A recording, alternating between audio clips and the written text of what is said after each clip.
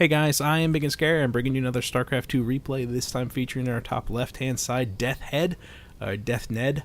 I'm not 100% sure if the N was a mistake. It could be that he meant to type dEATHeND, because there's a lot of capitalization going on in there that I don't understand.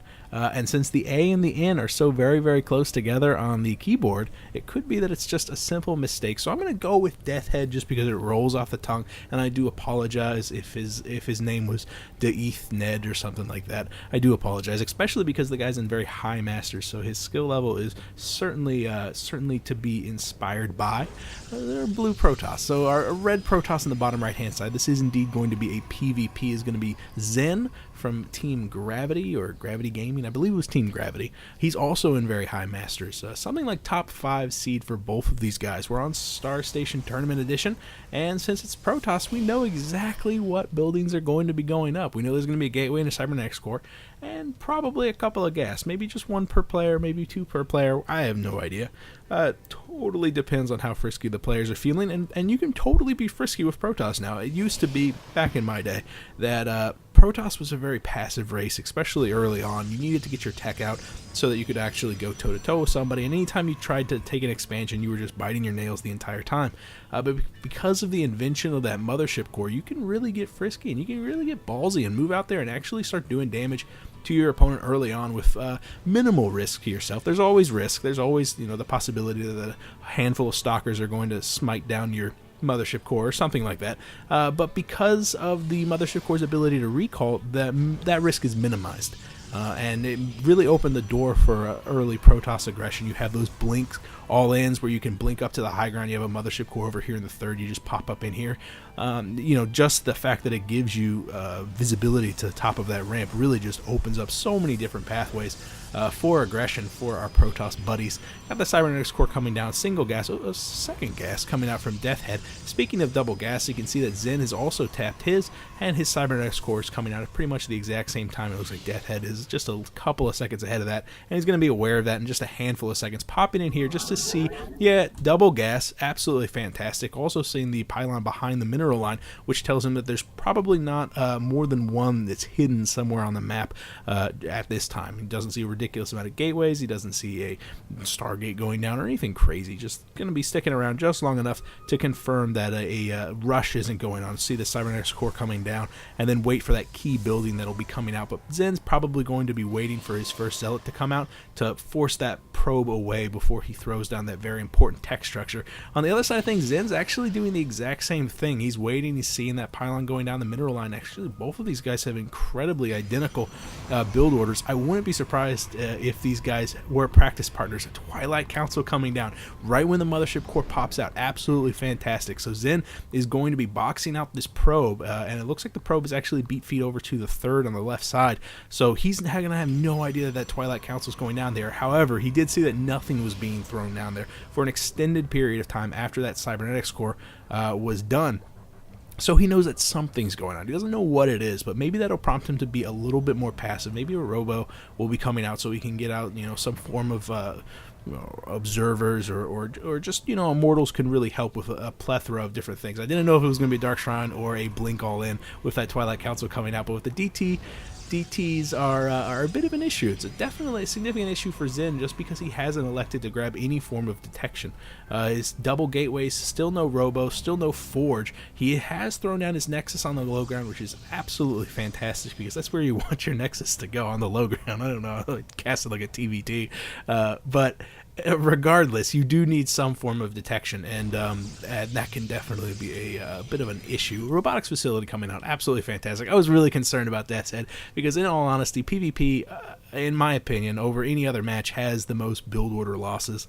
You can get absolutely royally screwed if your opponent's going for DTs and you have no detection, and probably rightfully so. I mean, let's be honest, these guys are Masters player. There's no way they're going to leave that gaping of a hole in their build order, but it happens. And and you can, you go for that early Nexus, but you're up against a Blink all in, well, then that can kind of screw you too. We saw the probe did kind of dart in here just to see if that Nexus was being constructed again. I'm not sure how deeply he got, but he definitely saw that the Nexus wasn't being constructed. I don't think he got anywhere near the ramp because the Mothership Core were probably taking care of him. But look at this nice pylon placement out of Zen. He's got double pylons, one of which is at the third, spawning up 2 DTs, and they're going to be pushing in here. And it looks like this ramp is completely walled off. However, if these guys go for these sentries, he should be able to get up here and make it so that even with a force field, they'll have a hard time taking care of them. Where's the force field? There is no force field. Absolutely fantastic. Double sentries coming down. The DT does push in far enough to see that the robotics facility is done, and he doesn't know if what's just about to pop out of there is an observer or not, so he elects to actually pull back with both of them, which is a bold move. I mean, he could have stuck around here. There's no probes being constructed out of that Nexus just for the time being, so there's really not a lot that those DTs could do there for, yeah, there's really not a lot they could do. He could have maybe pushed in here, struck his luck, see if he could get really deep and take out 1 or 2 of those probes. But right now, it looks like an observer has come out, so Death's Head has secured his own natural, transferred down his probes there, and made sure that, he scouted off the little nooks and crannies there. But fortunately for Zen, though, he really cut his losses early and then pulled back pretty much all the way. Where are those DTs? That's not them. Okay, here they are. Coming over here, it looks like they've missed the pylon for Death's Head, just south of the third. 2 Zealots are going to be pushing in from Death's Head. However, they're going to be greeted with a DT, and he's just now going to be seeing that the Nexus is going to be finishing in just a handful of seconds. I don't think either of these Zealots are going to survive to get back to Death's Head natural Nexus. No, wow, the DT turns around. My goodness. Maybe he's afraid that there's some sort of an observer that's far afield or something like that. Actually, how many observers did Death's Head get? Because I saw that one was constructed right now, but no, yeah, I guess he's got the other one back home. It looked like he went for an immortal first out of that, which is pretty cool. Like I said, it's very, very handy against those blink all-ins, and now with 2 of them out on the field and an observer, really there's no issue from those dark Templars either. Zen has his natural up, but he's been a little bit behind on the economy just because that Nexus was very much delayed in favor of the very expensive DTs, and really they didn't pay off for very much. Obviously, took down 2 sentries. That's a big investment in resources, and Death's Head's going to be feeling that whenever he tries to push out here to do some damage. However, that being said, DTs are a significant investment, and 2 sentries definitely does not justify it, especially whenever the photon cannons are coming down. This form of diligence is absolutely fantastic. This, even with photon cannons, this warp prism is going to do a ridiculous amount of damage. In fact, wow, we've got the Grav coming out from Death's Head, actually. Oh, cool. It's not... He's not. Okay, that's awesome. Actually, that's really, really cool. And this is why he's pushing out with his own warp prism, with his own immortals. Oh, too neat. All right, so we do have like pretty much identical builds, except one of them had DTs early on, and it didn't do too much damage. We can see the scouting Phoenix is going to be pushing in. Just going to see that there's a handful of stalkers, as well as a single photon cannon. Or are these guys? Yeah, it's another photon cannon. But also keep in mind that Death's Head is going to be doing a pretty much identical form of aggression, pushing in with his own warp prism. And let's see if Zen is... no, he's not as diligent with the defense as Death's Head. Death's Head has, had a lot back at home. He had 2 stalkers as well as a photon cannon. Another photon cannon is going to be finishing, and it looks like the warp prism's having to push away just with minimal damage done. However, because there's no photon cannon back at home, it looks like a what's it called? The photon overcharge went down on the Nexus, and that succeeded in pushing away the warp prism. In fact, it did quite a lot of damage. If it had stuck around for just 2 more volleys, it would have gone down. On the other side of the thing, Zen has succeeded in doing a moderate amount of damage. I mean, he took down the photon cannon, he took down one of the stalkers, but again, he didn't do the damage to the economy. That was really what he was pushing for. 3 workers killed in the favor of Death's Head right now, probably one of which was one of those probes that was far afield trying to, get up those pylons. I think that actually is the one securing this watchtower right now. But Death's Head has succeeded in finding the pylon, and it looks like we're going to be transitioning over to the mid and late game. we have the Colossus out on the field. We're beginning to stack up a lot of expensive units, and we're beginning to tech a lot faster. It looks like the harassment plays have gone down. Death's Head is electing to take his third with his double Colossus out right now. He's got the extended thermal lances. Going to be finishing up for Zen in just a couple of seconds, only just now starting for Death's Head. However, he's also getting his charge, and wow, +2 already started.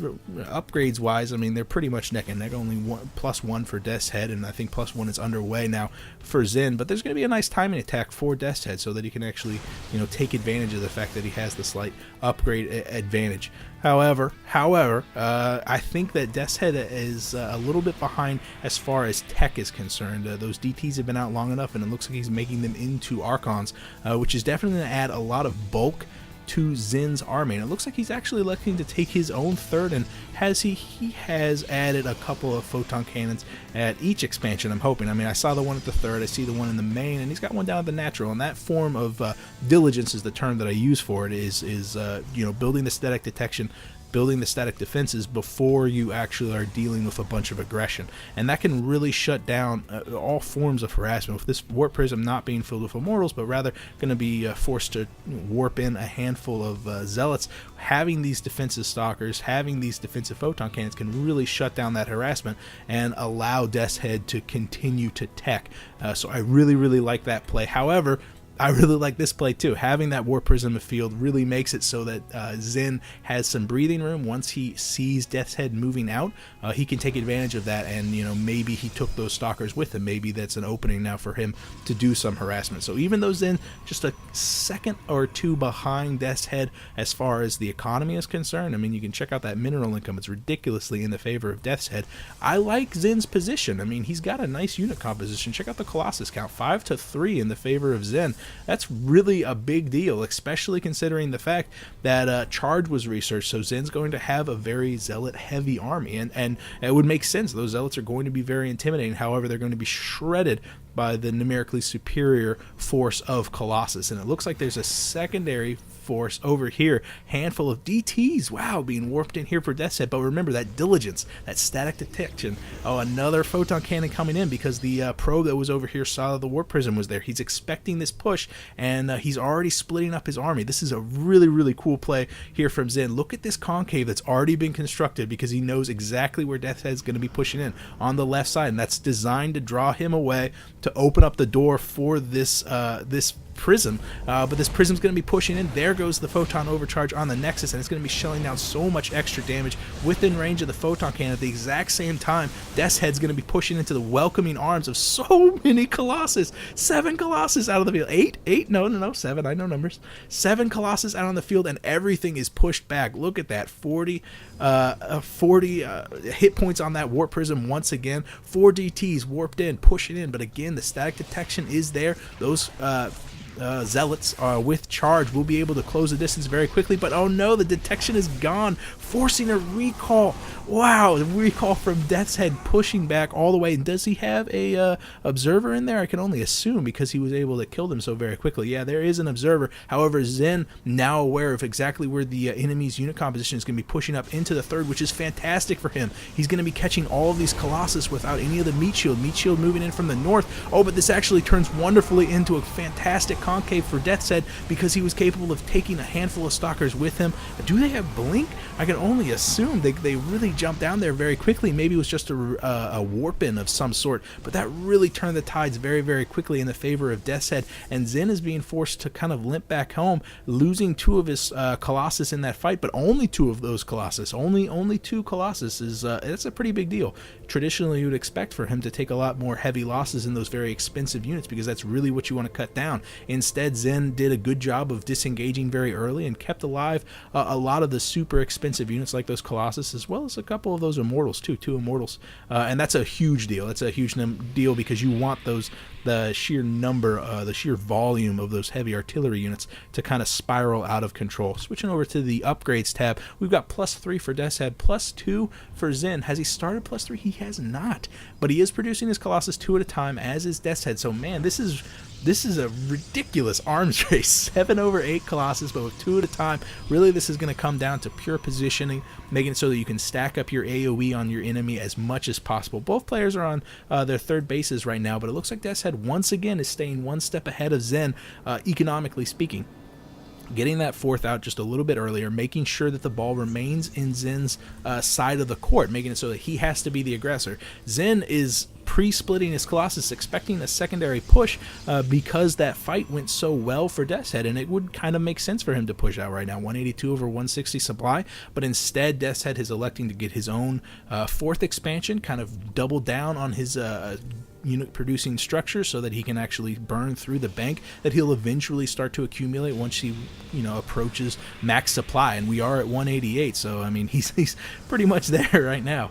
And really, what else is there to spend your money on? Yeah, we've got +3 weapons just now being started for Zen, but for Death's Head, you do some harassment, maybe. You begin to get rid of the useless units, and you start to stack up your expensive units. I would love to see some Stargates going down. Tempest absolutely shred through Colossus, and yeah, they are very, very vulnerable whenever you have a heavy anti-air army, but I mean, look at what you got out of Zen. You really don't have a lot of supply that can shoot up. You have a lot of Colossus, a lot of Immortals, and a handful of Archons, but Archons are significantly outranged by the Tempest, so with some good unit control, you can really cut down the sheer volume of Colossus. But no, it looks like this is going to be a straight-up slugging match. Once again, the units tab, 10 for 9 Colossus. I don't think I've ever seen this much just sheer power in any one of these units, and it looks like Zen is well aware of the fact that Death's Head is going to be pushing out. Death's Head actually, with his 4 bases, can really afford to take a not an overall win. He doesn't need to crush all of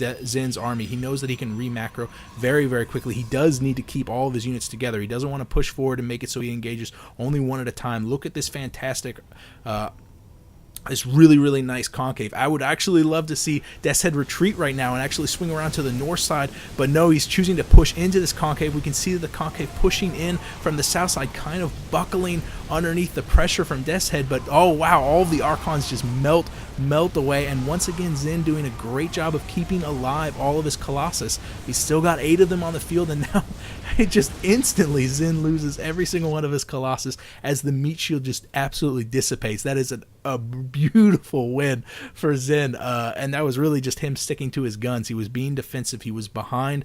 Economically speaking, Death's Head had a fantastic macro lead. He had a huge bank. He's got a bunch of gateways back at home.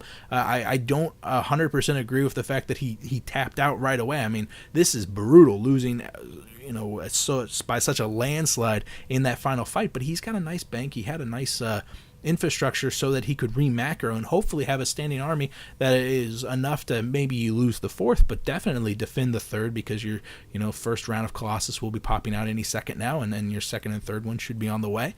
So I don't know if he just broke his spirit by losing fight after fight to Zen, and it really came down to positioning, because Zen did a great job of keeping his concaves up, and once again that diligence of having these photon cannons to make it so that you can position your units in one specific area and rely on the fact that you've got static defenses to keep your probes secure. And it's the little things that can really buy you enough time to micro efficiently on that. That was an absolutely fantastic game.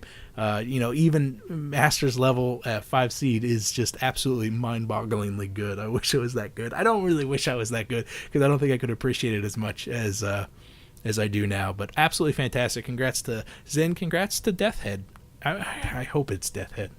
I always fear that I'm mispronouncing their names. Thank you very much for watching. If you guys have a game you want me to cast, you could PM me here or on Reddit. One way or another, I will see you guys later. I am Ibigandscary.